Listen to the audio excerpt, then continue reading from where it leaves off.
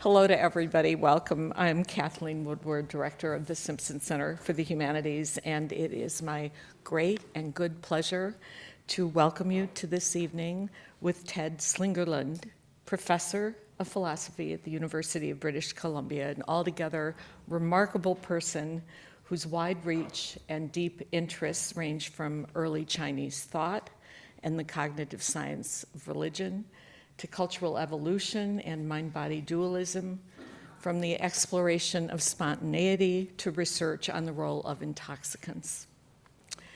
Edward Slingerland was nominated by, I'm proud of this, 10 faculty from our wonderful Department of Asian Languages and Literature, and also our wonderful Department of Philosophy to be a COTS Distinguished Lecturer for this academic year. I want to thank in particular Paul Atkins from Asian L&L, as we call it, and Rose Novick for being spearheads of this nomination, shall we say. So thanks very much to them, and especially to you for accepting the invitation. Thanks very much. As many of you here know, the COTS lectures constitute our highest public tribute to work in the humanities, and as many of you here also know, Solomon Kotz was an admired and beloved leader at our university. He was chair of our also wonderful Department of Philosophy. He was an historian of Byzantine history. He was dean of the College of Arts and Sciences and played many other important roles at the university. The purpose of the Kotz lectures is to honor his memory as well as to honor outstanding scholars and writers in the humanities, people who stretch our imaginations and who invite us to see the world differently, to think feelingly, and act with purpose. The COTS lectures attest to the importance and vitality of the humanities, allowing us to find the second page. To see the humanities embodied, and by embodied I mean in people and in books and in thought and in conversation.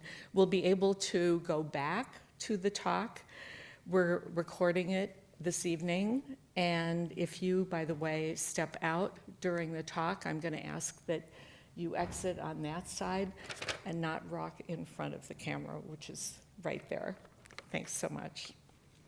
It's been our practice to hold the COTS lectures in Kane Hall, and I found that for me, the practice of reminding us at the University of Washington is built on the land of the Coast Salish people, land which touches the shared waters of all bands and tribes within the Squamish, Tulalip, and Muckleshoot nations.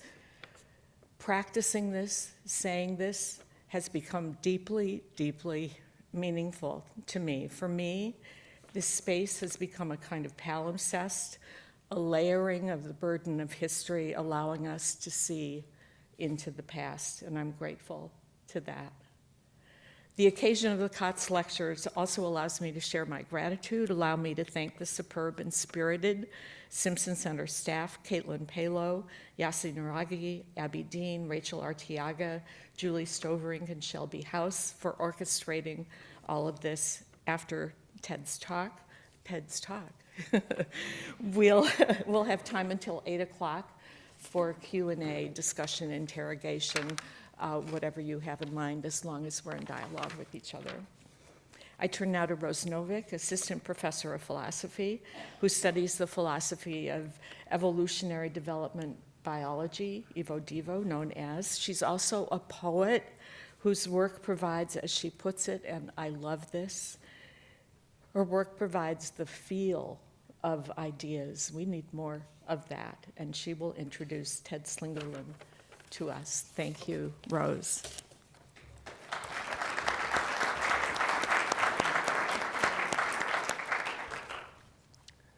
Hello. It's my pleasure this evening to introduce the speaker for this year's COTS lecture, Edward Slingerland. Professor Slingerland is Distinguished University Scholar and Professor of Philosophy at the University of British Columbia, with joint appointments in psychology and Asian studies. Those three appointments together give insight into why Professor Slingerland's work is so fascinating. He is a philosopher concerned with eternally relevant questions of how we ought to live our lives. He addresses these questions with reference to important texts from the history of Chinese thought, and his work is not merely historical, but also conversant with the state of the art in contemporary psychology.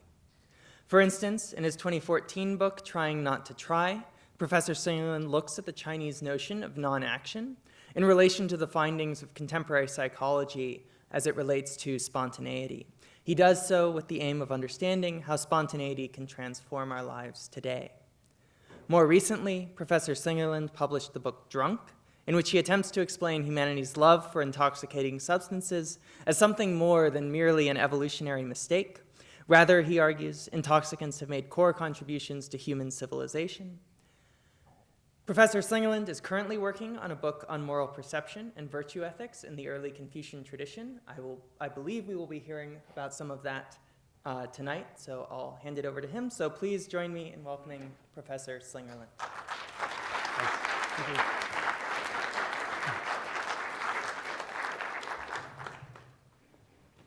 All right, so good. All right, thanks for the very generous introductions, and thanks for having me here. Against my better judgment, I completely rewrote my talk this afternoon, so we'll see how this goes. I haven't seen some of these slides yet.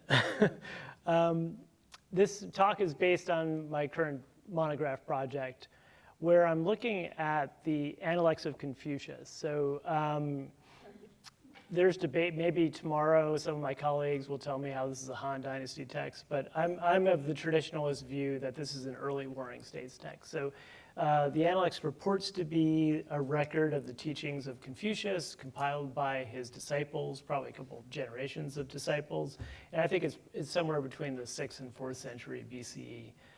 I'm interested in how the Analects relates to and uses another probably earlier text, the Book of Odes. So the Book of Odes, Book of Songs, that's sometimes translated the Shijing, is a collection of poetry. And it's got it's a grab bag. It's got everything from kind of racy love poetry to very solemn hymns that are used at sacrifices, but it's probably quite an early text. And it is the basic piece of literature that the Analects is relying upon when it's talking about the function of learning and learning literature. The passage that inspired this book is from the Analects. It's very short and it's very cryptic. This is 1710. The master says, speaking to his disciples, "Have you mastered the odes from the south of Zhou to the south of Shao?" So these are the first sections, and they're standing in for the odes as a whole. So have you mastered this piece of literature? A person who has not mastered these things is like someone standing with his face to the wall. Is he not? And this is it's a very startling claim that if you haven't studied this piece of literature, you literally cannot see. You're like standing with your face to a blank wall. So this idea that seeing is something that we have to learn may seem a bit surprising, but I think Confucius understood it, and I think it makes sense from the perspective of modern cognitive science. So we have a very powerful phenomenological sense that we open our eyes and we just see the world. So I think our kind of folk model of cognition and perception is that there's a little homunculus inside of our head and we've got these two portholes in our skull and we're kind of looking out at the world and we just see what's there.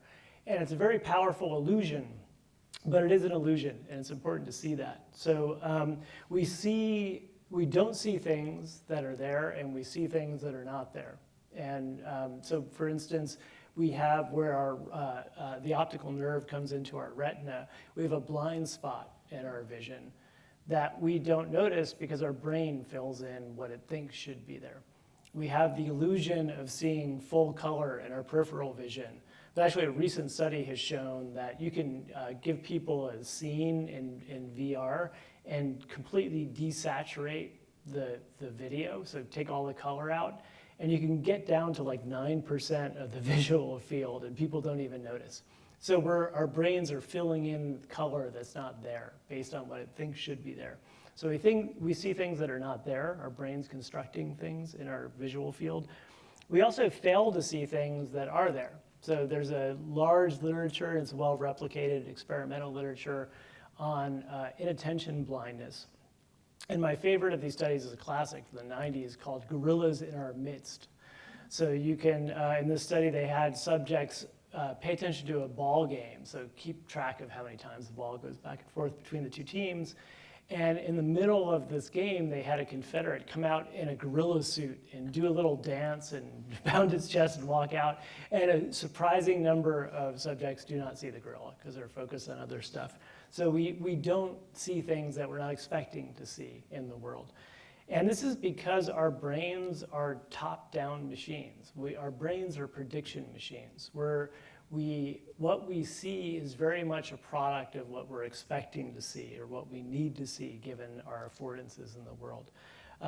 Melanie Mitchell, who's an AI researcher, works in cognitive science as well at the Santa Fe Institute, has pointed out that the amount of data coming from higher level parts of the brain that are in the front of the brain, so the frontal lobe, back to what we think of as low-level systems like vision and motion, there's 10 times as many connections going backwards, going back to these lower levels, going top-down than there is in the other direction.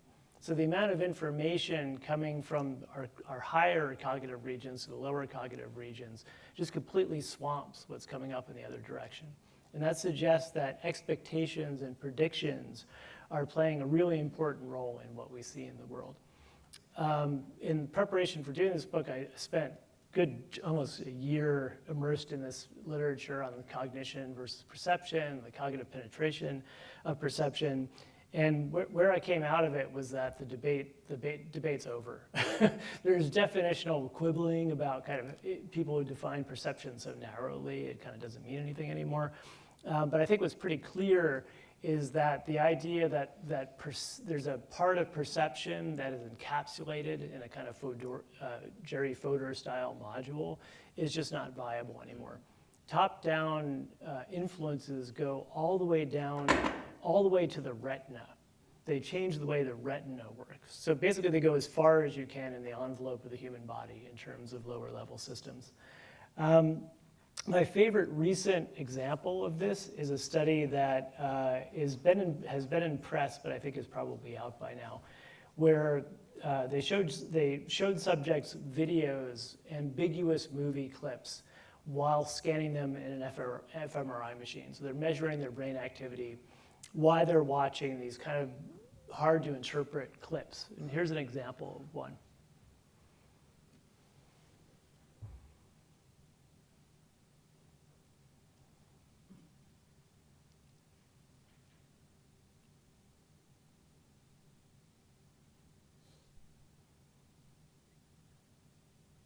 That's weird, right? What is going on in that clip? It's hard to tell. So all the clips are like that. They're very ambiguous. You don't know who the characters are. You don't know what's going on. So they're scanning subjects while they see these clips, scanning their brain activity.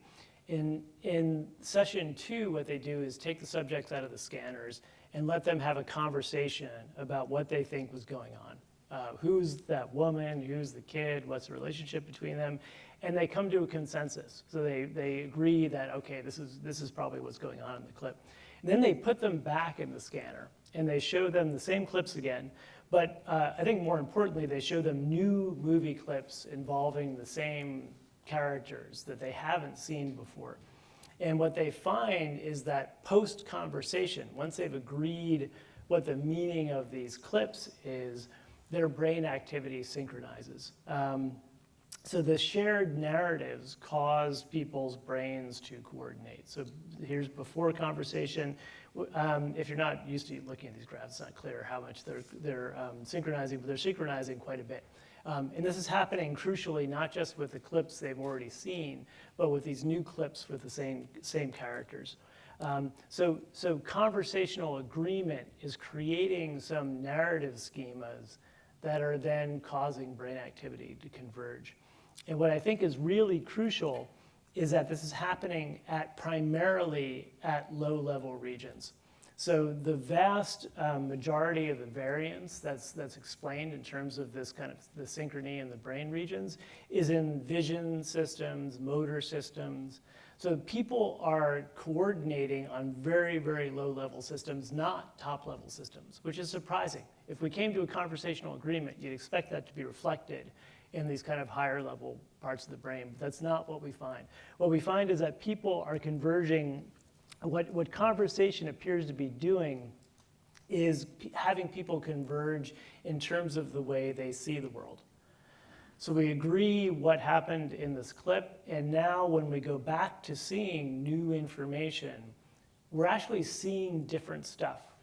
And that conversational consensus has disappeared. We're just seeing the world in a different way. This is a little bit depressing if you think about the current political situation. So you think, okay, well, we're getting, maybe the problem between, with political polarization is we're getting different data. I'm watching Fox News, that person's watching MSNBC, we just get different data. Maybe the solution is we should watch the other side's media. The problem with this is it's not just the data we're getting, it's the way we're seeing the world. So you can watch, if you're liberal, you can watch Fox News. Fox News is going to piss you off because you're not seeing it the way a Fox News, native Fox News viewer is seeing it. You're seeing it through your lens. So there's a very, the differences in the way we see the world, even if we're two individuals with the same photons hitting our retinas, we're seeing a different world in a very literal sense. So learning to see is a really crucial technology. This is a problem for traditional models of ethics. So models that teach us how to figure out what the right thing to do is in the world. The two dominant models of ethics in the West, I think, are very much dependent on this folk model of perception.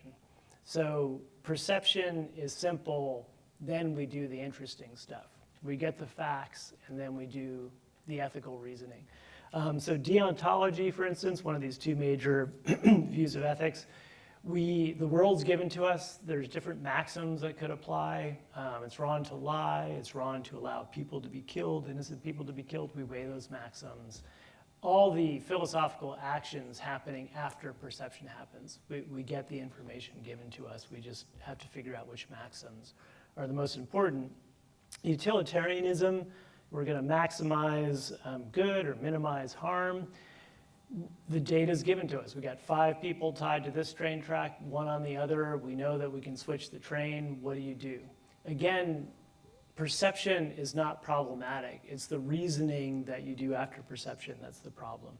And I think this is putting the philosophical work at too late a stage. And so the area of ethics that I've been involved with recently is virtue ethics. And virtue ethicists in both the West and the East have argued that the philosophical work is happening much earlier on. I'm getting feedback. Can I just...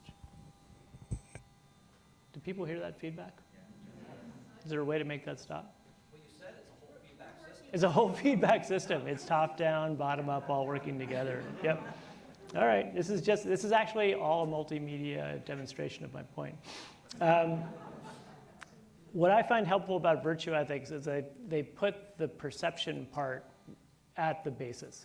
So we want to train ourselves to see the world in the right way, to develop habits and emotions that are morally correct. So for virtue ethicists, going back to Aristotle or someone like Confucius, let me pause for a moment while we figure this out.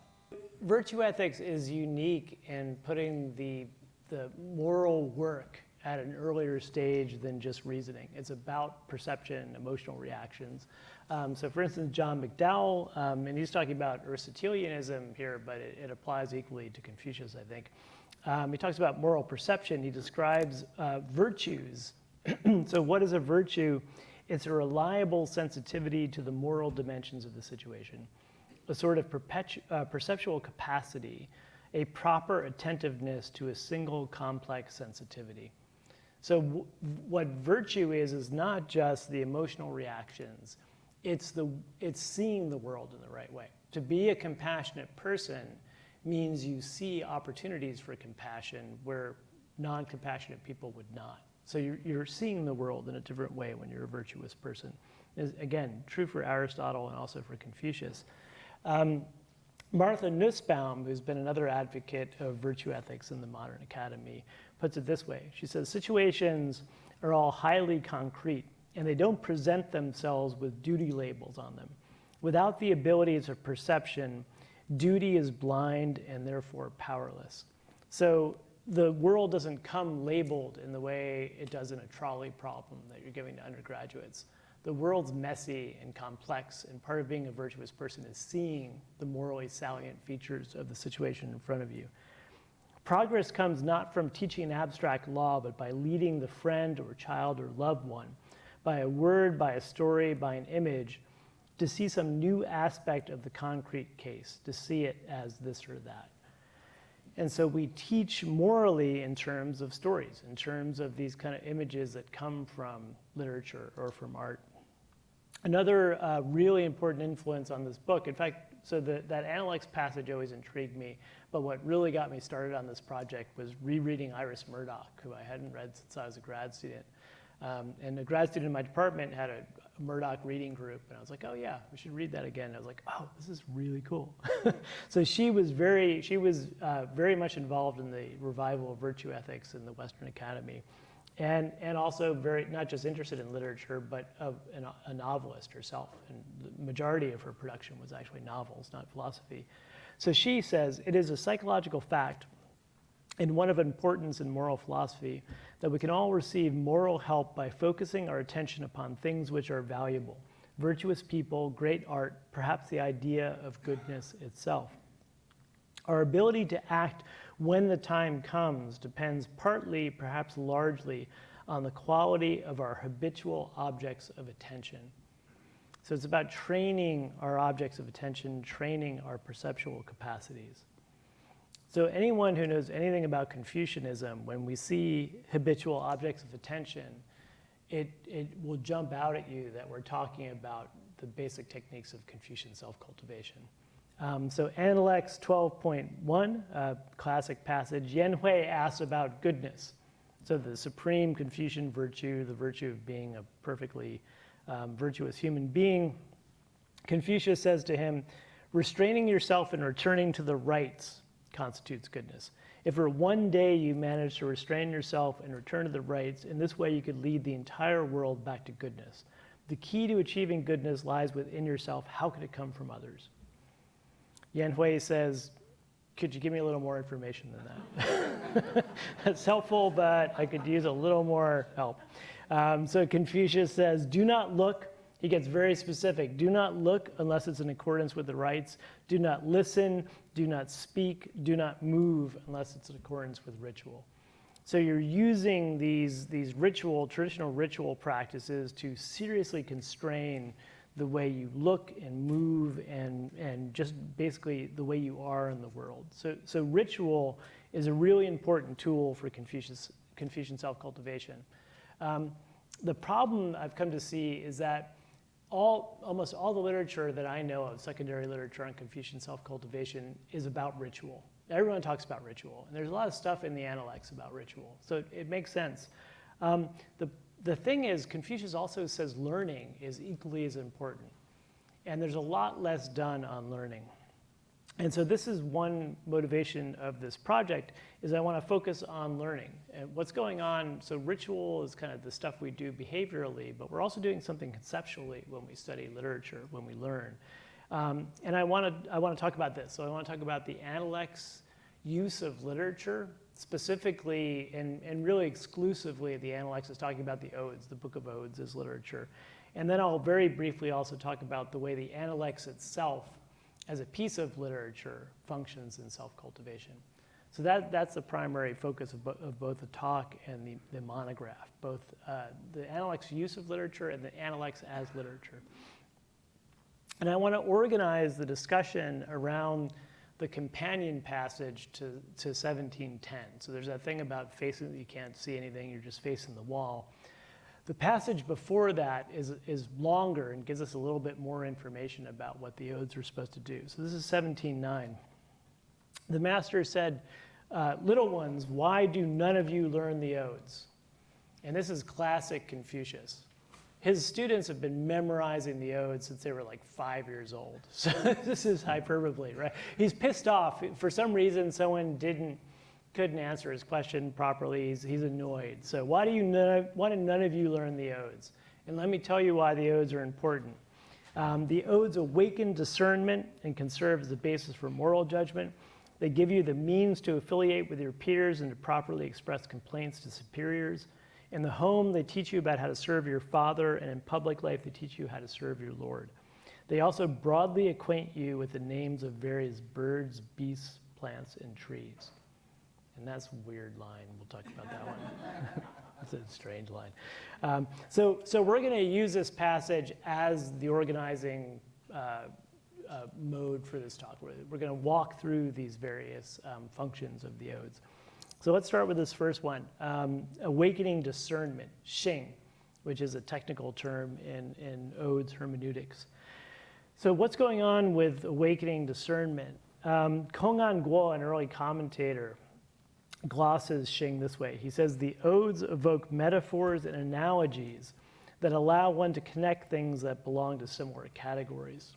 So they're basically giving you a narrative that helps you organize new data that's coming in. It helps you, it's like the conversation between the people and the study. We decide how to understand the new data that's coming in.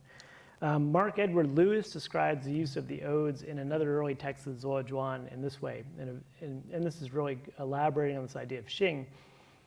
Speakers invoke verses on the difficulties of travel in damp weather as a figure for disasters caused by not addressing one's own situation, picking plants as an image for selecting talent, the relations between man and woman as a model for those between weak and strong states, Karen selecting cloth or women as images for vigilance, and the shame of, this is my favorite one, the shame of a host who runs out of liquor as a figure for the failings of the king. So we're getting these, he calls this a process of extracting moral lessons through positing figuration. We're getting these scripts that allow us to morally organize our experience in the world. I think one example of how this would work is Mao number 26 of the Cyprus boat. And I'm not going to read the whole passage, this whole poem, but it's in the voice of a poetess who is being unfairly wronged and being pressured into doing things against her moral judgment. She's like a Cyprus boat that's wave-tossed. My heart is in turmoil. I cannot sleep. The secret is my grief. My heart is not a mirror to reflect what others will. Brothers I have two. I cannot be snatched away. She's being taken away from her family. My heart is not a stone. It cannot be rolled. My heart is not a mat. It cannot be folded away. I have borne myself correctly in rights more than can be numbered. So she's doing the right thing in the face of all this pressure to do an immoral thing. And my favorite line is the end here, O sun, O moon, why have you changed and dimmed? Sorrow clings to me like an unwashed dress. In the still of night, I brood upon it. So this is an image of a virtuous woman who is resisting immoral pressure from all directions. And the way traditionally this was understood by Confucians is it's also the image of a loyal minister who is being slandered or who is not being understood by his lord. So the idea is that having a story, having this kind of image gives you a way of both organizing your own experience and giving you the strength to persevere, to realize that you're morally right, and no matter what anyone else says, you should stick with what your moral principles are, what your moral intuitions are. So this is an example of xing. It's giving you an image, a moral image that helps you organize what's going on in the world, help you understand what's happening in front of you. Another good example of xing is this passage from the Analects. Zugong, one of Confucius' disciples, says, poor without being obsequious, rich without being arrogant. What would you say about someone like that? The master answered, that is acceptable, but it's still not as good as being poor yet joyful, rich yet loving ritual. Zugong responded, an ode says, as if cut, as if polished, as if carved, as if ground. Is this not what you had in mind? The master said, Zogong, you are precisely the kind of person with whom one can begin to discuss the odes. Informed as to what has gone before, you know what is to come. So Zogong gets it. He gets how this image helps to encapsulate Confucius's teachings about self-cultivation. So this image of carving and polishing a difficult to work substance, taking something crude and turning it into something beautiful, is Confucius agrees is a proper organizing narrative for trying to understand what's going on when we engage in self-cultivation. So what Xing is doing is basically very similar to what the conversation is doing in phase 2 of this study. It's giving people a narrative that helps organize their future experience, that is giving them tropes, images, poetic images. And these are crucial because, again, the world is not just pre-given. We need schemas, so we need expectation schemas to organize future perception. And also, and I think this is crucial, we need to create consensus between individuals. If we all have our own idiosyncratic view of what's going on, it's going to be hard to morally coordinate. If we share these narratives, we have a way of understanding what's going on and coordinating our behavior with others. So I think it's also crucial in a social species like human beings that we have these shared narratives that help us understand the world in the same way. So that's the first function, Xing, discernment. Let's talk about the second one. It gives you the basis for moral judgment. One passage that is interesting in this regard is 187, Ode 187, the yellow bird. They flit around the yellow birds and rest on the jujube trees. Who followed Duke Mu to the grave? These followers of Duke Mu. Zuche Yense, and this Yense was a man above 100 when he came to the grave. He looked terrified and trembled. Thou azure heaven there. This is James Legg's translation. It's a little bit old-fashioned. Thou art destroying our good men. Could he have been redeemed, we should have given 100 lives for him. The reason I read this poem is in this new, relatively recently discovered text called Confucius Discusses the Odes. It singles out this ode as an example of a good case of moral judgment. These bamboo texts, this is the most exciting thing that's happened in my field in like the last 100 years. We've discovered these new texts from the warring states written on bamboo. Unfortunately, most of them have been grave robbed, but we know that they come from tombs that were sealed probably around 300 BC. So they're direct from warring states China that haven't been edited, they haven't been messed with, and they're really cool. There are sometimes interesting versions of texts we know about. Some of them are texts we've heard of but never had, but the vast majority are texts that we've never heard of before. And one of them is this thing, Confucius, which has the title the editors gave it, Confucius Discusses the Odes. A very small part of this text singles out this passage, this ode, and I think it's singling out this line. When he came to the grave, he looked terrified and trembled. And the comment in Confucius Discusses the Ode is this.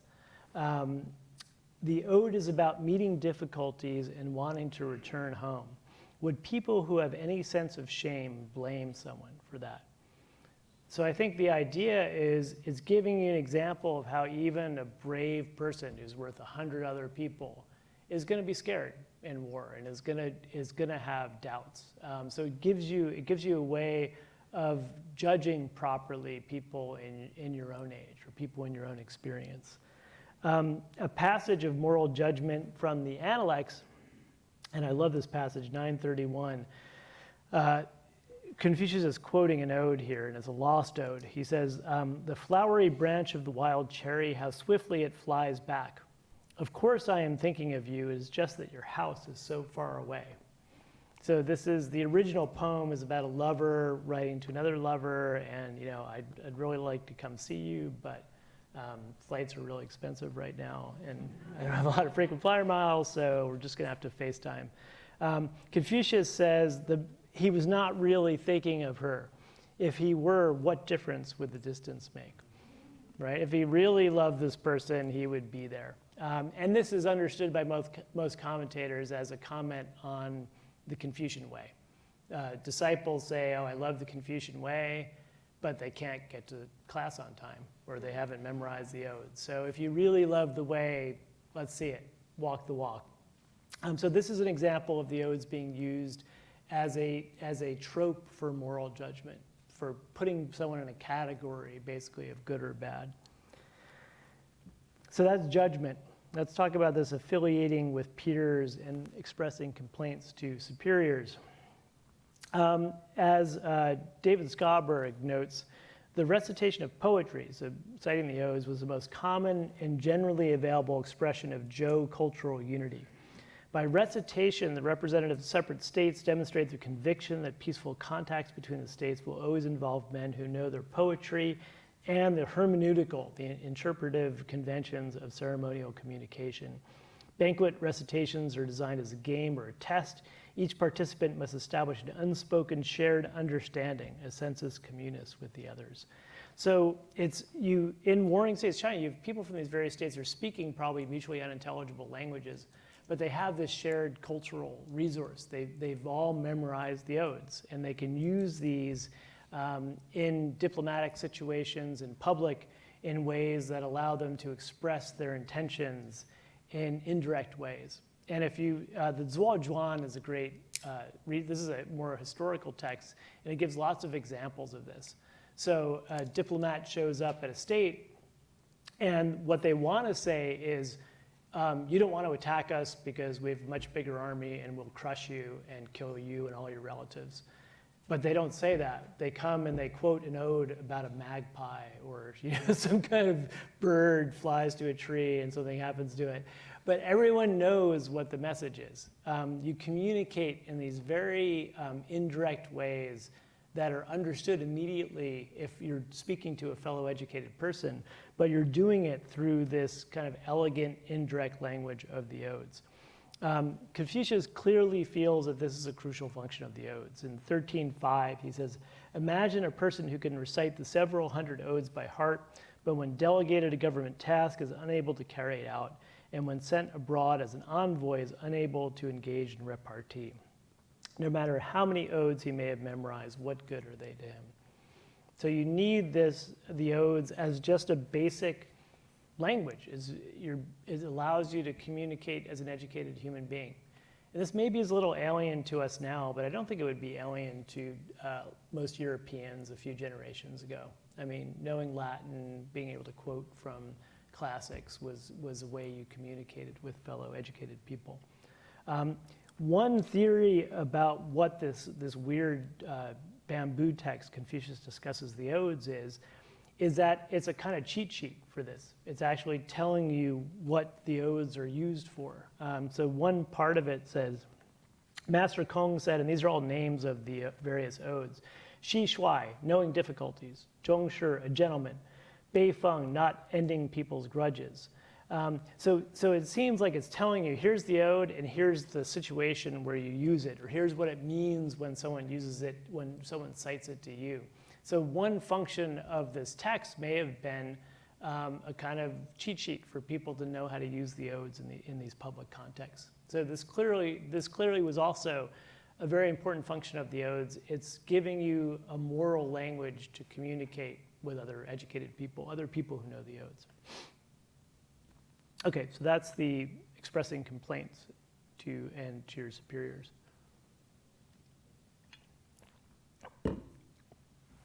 Finally, the Odes help you serve your father and serve your Lord.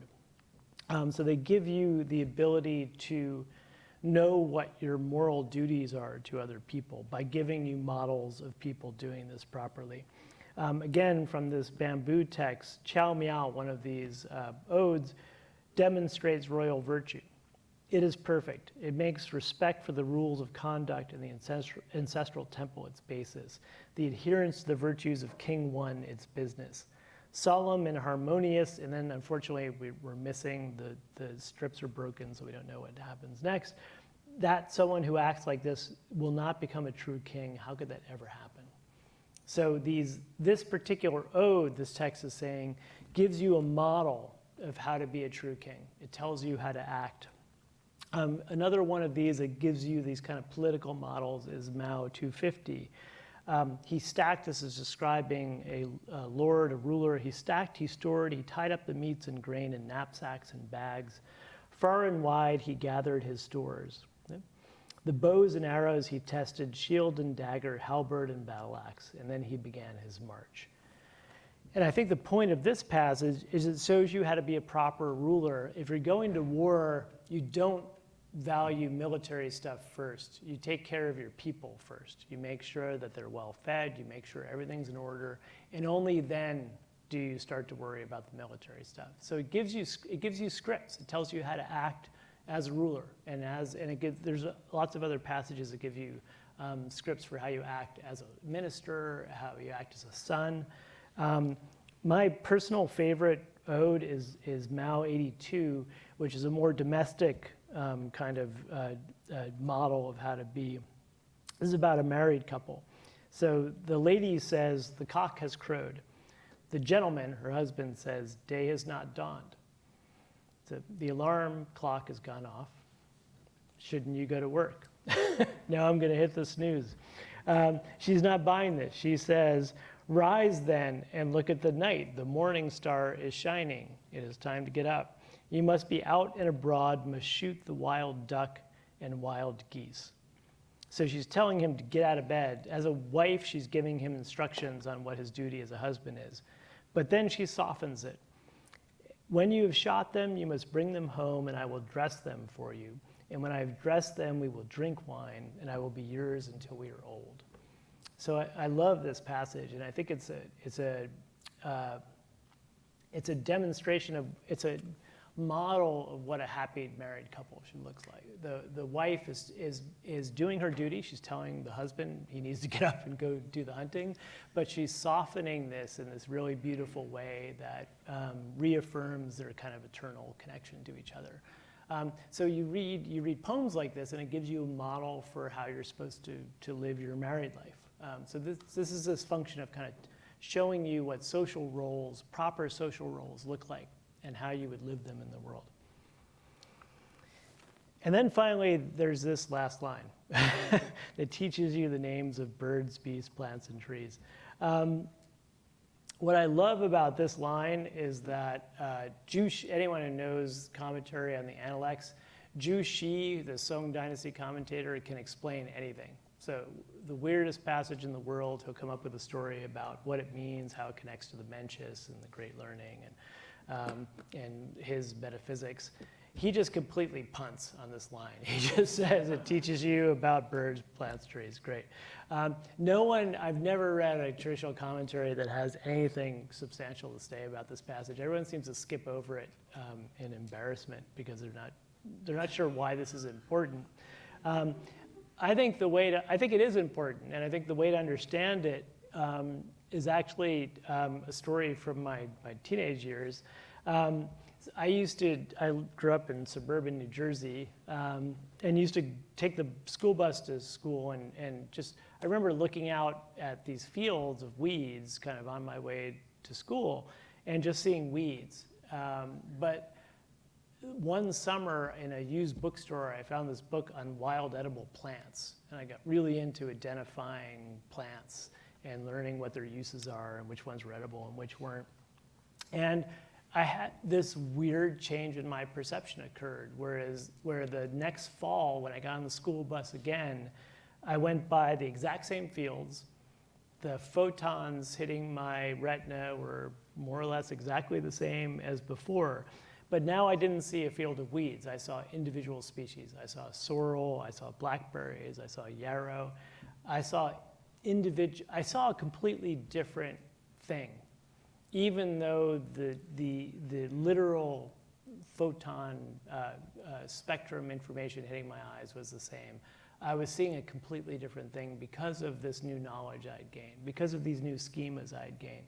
So I think this is what's happening in this passage about learning about the names of plants and birds and beasts.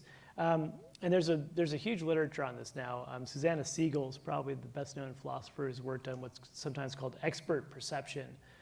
But expert perception sounds almost a little too fancy because we all have this. In any domain you have some experience, you start to see the world in a different way. So someone who knows about trees doesn't see a tree. They don't even see just a conifer. They see whatever, an eastern pine, coastal pine, maybe with evidence of drought damage. You can't not see it. You see it automatically and all the way down. It's not the case that you're getting information and interpreting it. You're actually seeing the world in a completely different way when you have this kind of expert knowledge. And I think that's one of the things the Odes is giving you, is this kind of rich appreciation of the natural world, which, as we'll see, has important implications morally. One of my favorite studies on expert perception is a classic one from the 70s, where they gave chess experts and novices pictures of a chessboard layout, and they showed it for a few seconds, and they had to try to memorize it, and then they took it away, and they had to try to reproduce it. And what they found was that chess experts had much better recall of a chess setup than non-chess experts. But crucially, only if it was a real game. If it was meaningful, they could reproduce it. If they had just randomly arranged the pieces, they were at chance. They were about the same performance as people who weren't chess experts. And what this suggests is that when they look at a board, they're not seeing individual pieces. They're seeing strategy, they're seeing dynamics, they're seeing a certain type of defense or a certain type of attack. And so this is how we see the world. We don't see just literal stuff out there. We see meaning, and we see how they're connected, again, when we have expertise in that area. And so I think what's going on with this birds and bees and beasts thing is all of these species have symbolic meanings for Confucians. So in Mao 1, the ospreys are a metaphor for a faithful married couple. The oriole in Mao number 2 is about longing for home. The owl in Mao 299 is success in work. The Confucian who has learned these things from the Odes is inhabiting a meaningful world, a world full of species that have symbolic and moral meanings. So I'm not going to read this ode in full, but it's about, again, a poetess who's being sent away. So women were sent away to their husband's house, and she's not happy about this. She's leaving her home. And I think what's significant about this poem is she's seeing a familiar landscape and one where everything has its place. On that hill is a clump of oaks, and in the lowlands, the piebald trees. That's where those things belong. Oaks grow up in the hills, and the piebald trees grow down in the lowlands. Everything's in its proper place. The falcon is in its wood where it likes to live. I'm the one who's leaving. I'm being exiled. I am being taken out of my natural environment. But you can only kind of have this feeling if you understand what the natural order looks like and feels like. And so I think that's one of the functions of the Odes is teaching you about what all these things in the world are and what they mean to you or what they could mean to you. So that's the Analects use of the Odes. So the Analects using literature.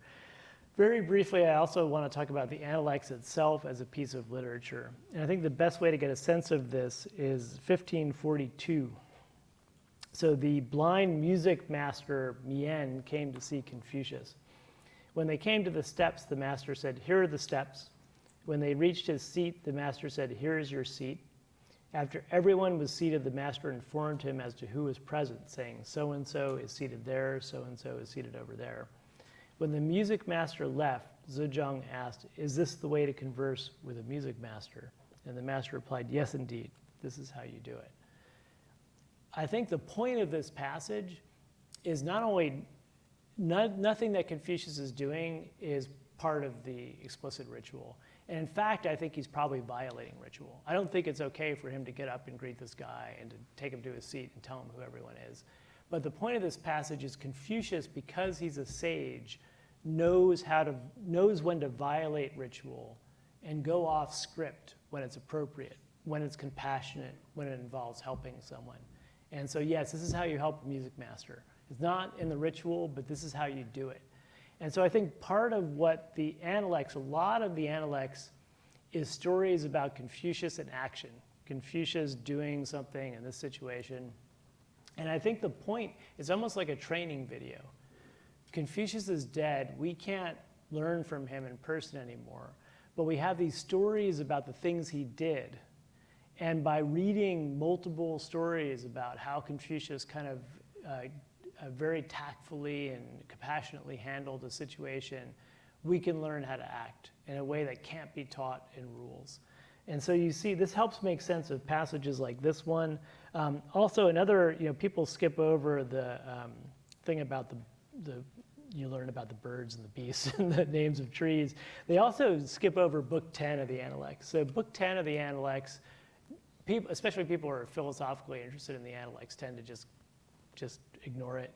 And it's weird. It's a bunch of really specific things that Confucius does. He would not sit unless his mat was straight. His formal coat had fox fur on the left sleeve, but it was short on the right sleeve. And it's just like, this is not the groundwork of the metaphysics of morals. It's a little embarrassing. But I think, again, if you're a virtue ethicist, this stuff makes more sense. So here's some passages that, again, make more sense from a virtue ethical perspective. At court, when speaking with officials of lower rank, he was pleasant and affable. And speaking with officers of upper rank, he was formal and proper. When his lord was present, he combined an attitude of cautious respect with graceful ease. Again, none of this is in the rule book. You just have to know how to do it, and he knows how to do it. One day the stables burned, the master returned from court. He asked, was anyone hurt? He did not ask about the horses. Stable hands are cheap. Horses are expensive. But he doesn't care about the horses. He cares about the people. So this is showing his kind of compassion for other human beings in a way that would not make sense to fellow elite members of his class. And again, the ritual doesn't tell you this. 1023, when receiving a gift from a friend, even something as valuable as a cart or a horse, he did not bow unless it was a gift of sacrificial meat. So again, ritual doesn't tell you this, but he has a kind of intuitive sense of what's sacred and what's not, what's important and what's not, and it doesn't track monetary value in the world. It tracks the kind of moral meaning of these things. And again, we're supposed to learn from this we're supposed to engage in paragon modeling. We're supposed to learn from Confucius' example gradually how to train ourselves up in the world. And this is not, again, this is true of virtue ethics around the world. So Aristotle thought you learn from the virtuous people in your community. And even, you think about modern Christian traditions, what would Jesus do? What's the right thing to do? Think about the stories about what Jesus did and try to model yourself on that. So this idea of paragon modeling, I think, is central to most ethical traditions around the world. So that's the heart of the talk and of the book project. The last chapter is going to be about this somewhat tricky issue of what's the right way to see. So the world is not pre-given to us. The way that we see the world is very morally inflected and morally shaped. So what's the right way to shape it? Confucius doesn't have this problem. He's very confident. So as he says at one point, Analects 2.2 of the Odes, he says, its poems number several hundred but can be judged with a single phrase. They will not lead you astray. So he's quite confident that the Odes represent the morally proper vision. They represent the view of the sage kings from the Western Zhou. It's the right way. So he's very confident that this particular way of looking at the world is the right way. And if we all train ourselves up on this way of seeing the world, we'll see the world the right way. I don't think that today, living in a multicultural world, we have this kind of confidence. And so people talking about virtue ethics have commented on this, what's sometimes called the multicultural challenge. So as Schnavin says at one point, the Aristotelian theory may have been suited to a society in which there was a recognized class of superior citizens whose judgment on moral issues would be accepted without question. But once we don't live in such a world, we need to turn to natural law theories or other objective ways of determining what is right or resolving disputes and disagreements. So this is one of the weaknesses of virtue ethics, is that it's very traditionalistic and authority-based in a certain way. How do we know who the just person is? We just know. It's the person everyone in Athens calls just. And it's definitely not women, and it's definitely not slaves. And so this view of Aristotle, you can see the appeal of deontology and utilitarianism is getting some kind of outside objective perspective on what's right, instead of just following tradition or following these models we have. So this is one of the weaknesses of virtue ethics. Loudon, in the same volume, this is one of the classic volumes on virtue ethics, says, talking about the phronimos, the person who's the virtuous person who sees the world the right way. Who are the phronimoi, and how do we know when we see one? Aristotle does not even see this as a problem worth discussing. And why not? Aristotle's living in a face-to-face community where the pool of potential phronimoi generally comes from certain well-established families who are well-known throughout the polis. And his own methodology is itself designed for this sort of community. And so this is one of the problems with virtue ethics, is it seems to be embedded in tradition and traditional authority in a way that, again, isn't a problem if you're Aristotle or Confucius, but is a problem for us if we're not sure what the right art is, for instance, what the right literature is. Even some of the modern advocates of virtue ethics don't really grapple with this problem, I think. Martha Nussbaum, at the end of the day, seems to feel like she knows what the right literature is, and it's Henry James. You know, it's Victorian, it's like Chicago great books and Henry James. Read that and you'll see the world the right way. So she's got a kind of cultural confidence that I can see it, but I'm not as confident as she is that Henry James kind of was the pinnacle of human achievement. And Iris Murdoch is a Neoplatonist, so she just thinks there's a real world, there's a real way things are out there, and what's good art is what shows you the world in the right way. So she's got a kind of metaphysical realism that gets her out of this problem. So as she says at one point, the greatest art is impersonal because it shows us the world, our world, and not another one, with clarity which startles and delights us simply because we are not used to looking at the real world at all. So she gets out of this problem by thinking that there's a metaphysical reality that determines what's good art and bad art. And that's fine if you're a Neoplatonist, but if you're not, you still have this problem. So this is something I'm going to grapple with in the last chapter of the book. I may call it accounting for taste, just whether or not there's any way that's tradition independent to evaluate artistic traditions and say one's better than the other, or we should learn from one. The kind of stuff I might be looking at, and I haven't even started this chapter yet, is some empirical work that suggests that maybe there are signals of good art as opposed to bad art that have to do with complexity, independent measures of complexity.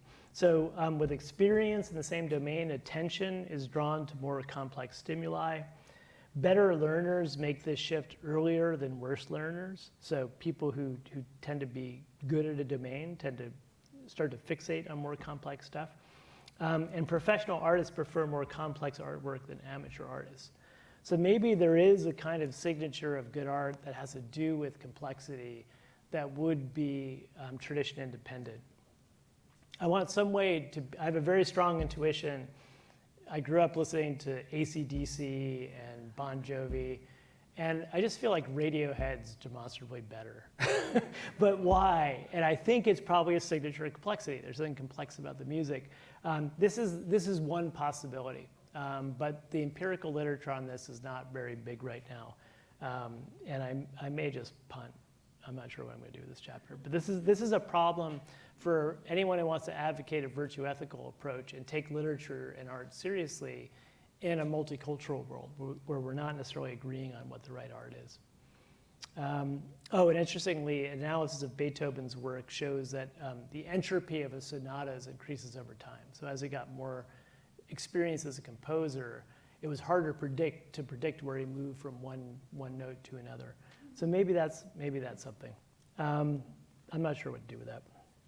In any case, I do feel like what Murdoch calls existentialist modes of philosophy are not viable just from a cognitive scientific perspective.